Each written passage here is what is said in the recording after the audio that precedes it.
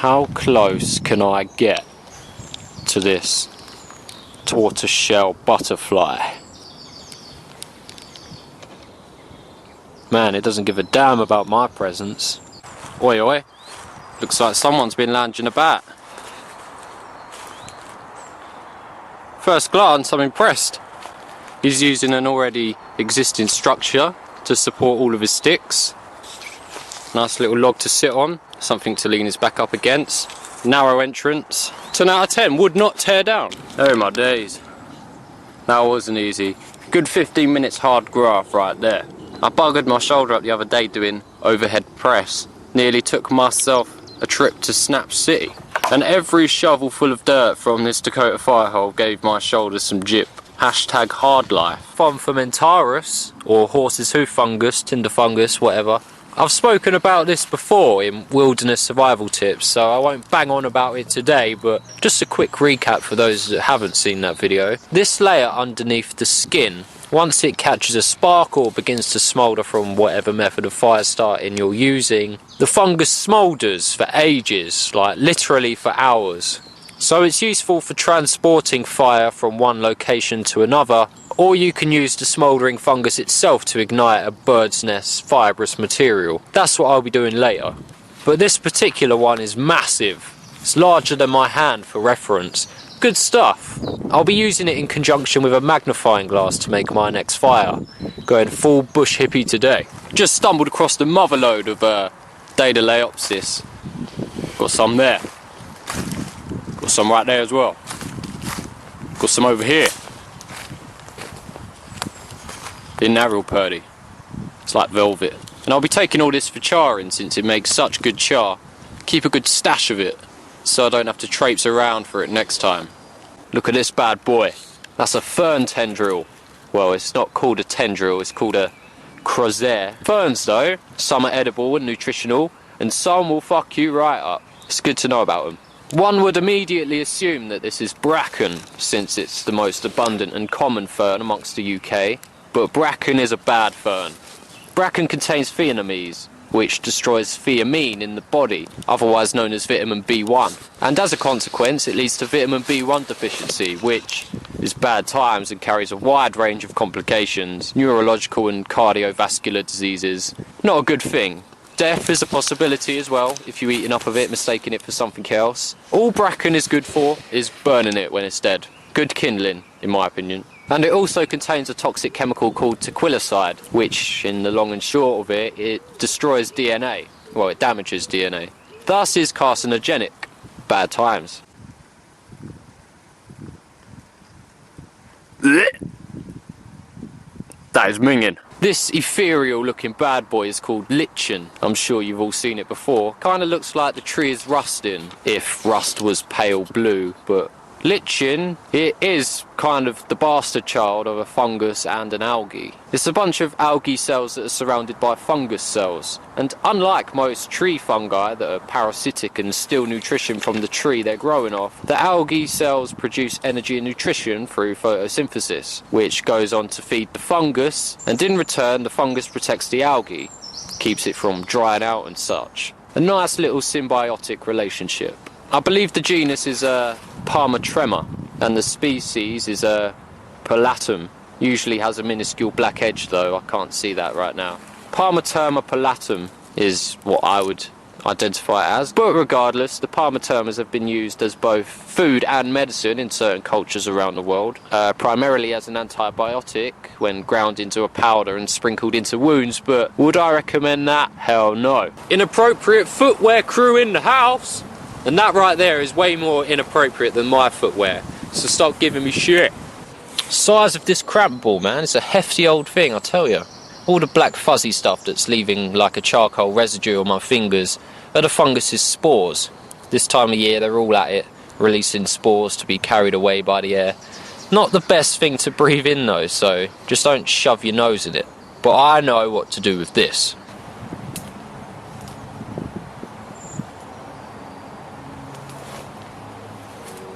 What a shot! What a shot! Leg it, son! Fucking leg it! Par 3/4 all day. until now. Tiger Woods, 91 feet, 7 inches. Not possible, Garrett. Yes, it is, Frank. Yes, it is. I'm crying. Right. Just imagine, right? You're standing there having a nice slash, thinking about, you know, contemplating life, existence, postulating the mysteries of life, and then BAM! Fungus to the skull. Ow! Karma got me good though. As I was making my crafty escape, I stacked it down a rabbit hole and mangled my ankle up pretty good. I'm in such a weird simultaneous state of scrutinising pain, hysteria, sympathy, adrenaline, and an overwhelming sense of satisfaction. Can't put a price tag on those feels, yo. Karma's a bitch, eh? Speaking of bitches, shout out to Harriet. You are a beautiful clump of atoms.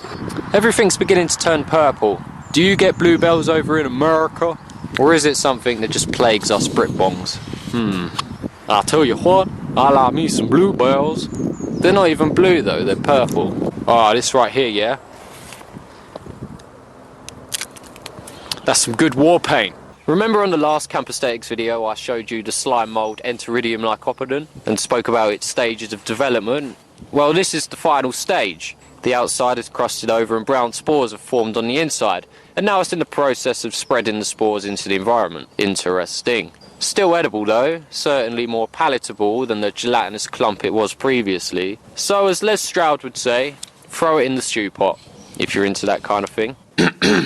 There is so little content around enteridium lycoperdon in regards to its chemical makeup and such, apart from this one paper I've found. So if you'd like to, make a cup of tea and join me for a shit lecture on enteridium, because I think it'll be fun to translate a fraction of this scientific jargon for you, as it carries some significance in relation to the potential medicinal value of enteridium lycoperdon. This is what Alfie Aesthetics gets up to when he's not doing hookers and horse tranks. Anyway, abstract. 2 deoxyesters. It's not important to know exactly what they are, but they've been coined enteridines A and B. Easy to remember. They were isolated from the slime mould into blah blah, yeah, we know the deal. Blah blah blah were determined by spectroscopic data. Spectroscopic data is from a branch of science called spectroscopy. Basically shines a bunch of electromagnetic radiation on an object, then analyses the wavelengths of radiation that are absorbed and re-emitted. Then they can determine what the element is and how much there is. It's sometimes how they work out the molecular structure of things. That's such a bad description of spectroscopy, but it'll do. They used ultraviolet, infrared, mass spectrum, one-dimensional and two-dimensional nuclear magnetic resonance spectrums, standard stuff. The results are down there, but it's not important. Just gives you the molecular makeup of the deoxyesters. Blah blah blah, 1,7-deoxyspirophosphate. That's a pheromone found in insects. An insect attractant, if you will. Makes sense that enteridium lycoperdon would have that, as it will help with spore dispersal if insects are coming and going from it, because they're attracted to it. Blah blah blah, showed inhibitory effects against gram-positive bacteria. That's the kicker. Gram-positive bacteria. Staphylococcus, which is a very common bacteria responsible for all kinds of shit. Methicillin-resistant Staphylococcus aureus, or MRSA, you're probably all familiar with that. Streptococcus, common cause of pneumonia, strep throat, tonsillitis, whatever. So, one could conclude that this slime mould has antibiotic properties. Not sure how significant or negligible it would be, however, but crush it into a powder, snort a line of it, off a hooker's back. If you're into that kind of thing, I won't judge. That's all I can find on the subject, so we can take from that what we will. It's 4 AM in the morning at the time I'm recording this. Just got done reading your comment, Callum Bushcraft. So, shout out to you, Callum Bushcraft, bro. You the man, son. You the man. And here's another one in its final stages. Dusty old thing.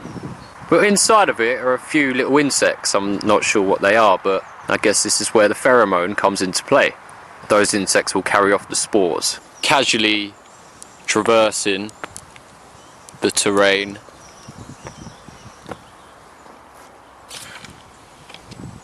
Well, bam! That's my kingdom. I'm the watchful protector, the stoic guardian. Where the fuck is Sean? Am I gonna have to bust another smoke grenade? Quite the hoard today, right? Splitting that 60-40. No. 50-50. 70-30 now. You're alright, Jamie Bugger. That's like a year's worth of tinder right there. Apart from the tremete. Well, you can try that as well. It is a polypore. Call me Grandmaster Fungi. Got my magnifying glass going to town on it right now.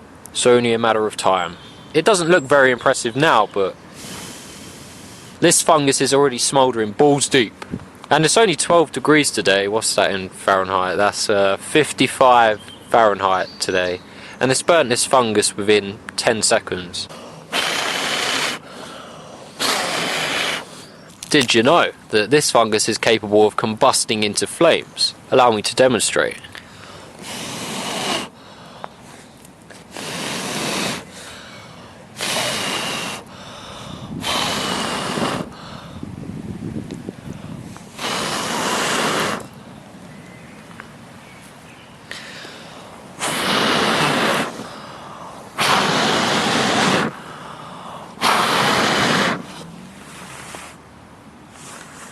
There's a nice little cherry on top.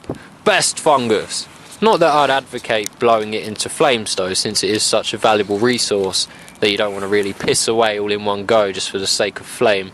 Because once it starts smouldering, good luck stopping it. Do you like my stealthy fire? It's not so stealthy this time around. And it's one of the few times where I would say, God damn it, I wish I didn't build this fire so well. Fucking kills. Yeah, get some of that heat. Oh, that's hot. Well, what did you expect, Alfie? You done goofed. Yeah, boy. It's like making wine. Ah, smoking the eye. Motherfucker. Mr. Victor Tran requested that I cook something random. So here I am, getting ready to cook something random. I aim to supply the demand.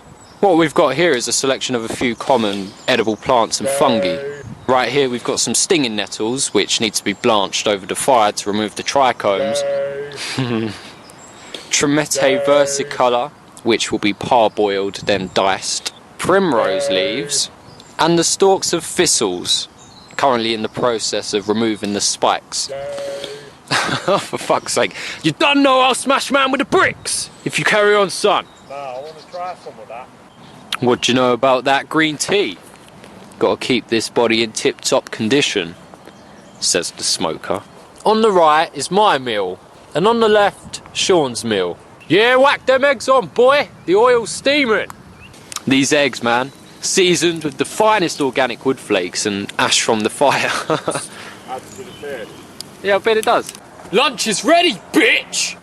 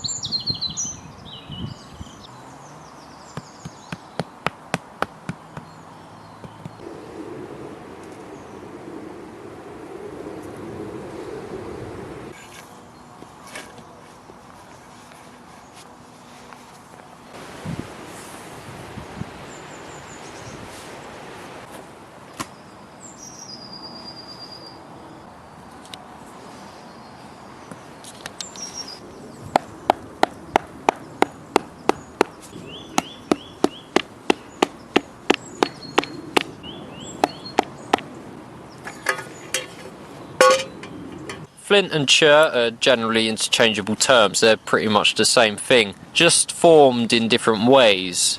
I believe chert forms in limestone, where flint forms in calcium carbonate, otherwise known as chalk. I could be wrong about that, but this is just my butchered knowledge of geology.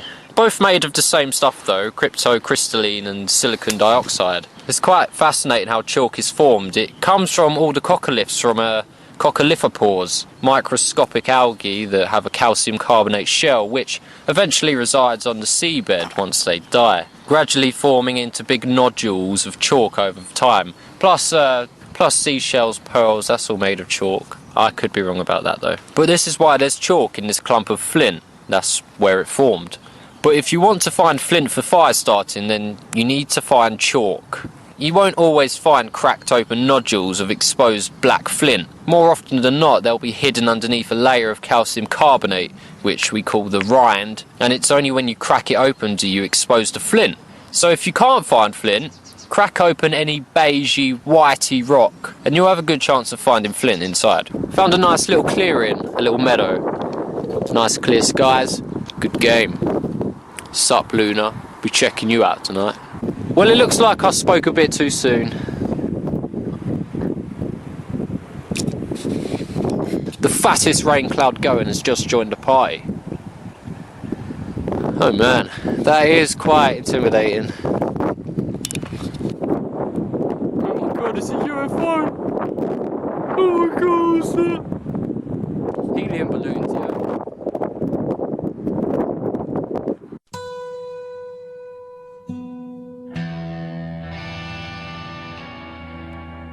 Where you at, Slender Man? I'm on the hunt for you again, boy. Too spooky. Where you at, boy? We'll make you squeal like a piggy, boy. Nice bit of nighttime navigation, though. I can't see a thing past 5 meters, but that makes it all the more exciting. Probably just scared off an animal, or that breaking branch could have been the Blair Witch. Oh, mate, I'd love to make a film similar to the Blair Witch. I love all the handheld shaky camera films. That warm glow of the fire, most soothing. Duct tape just doesn't seem to want to stick to the inside of my tent anymore, so rather than using a whole reel of it, I had to improvise. On the outside there's a small conifer cone which I've twisted into the material of my tent and secured it with some brass wire. Next level improvisation. Makes the atmosphere snug enough for a bug. It also gives me some light to work with. Man's got a text.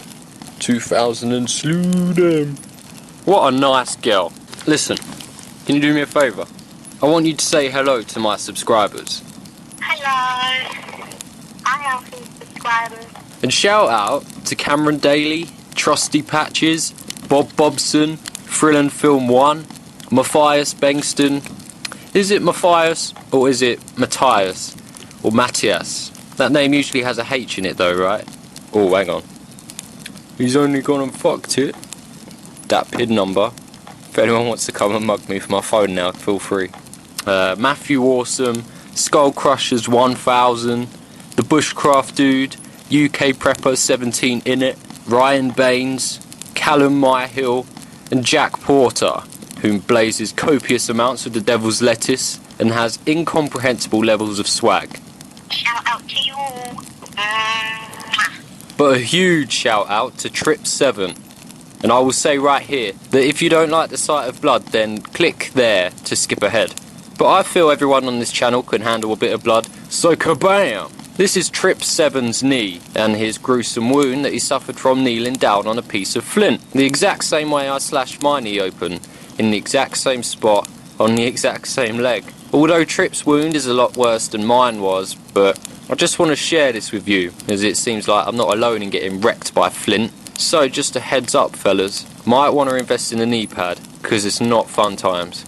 So shout out to you Trip, solely because you managed to make the time to take a picture of yourself while you were bleeding out. So badass.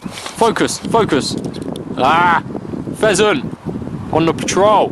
Peace out ladies and gentlemen, hope you all have a nice day.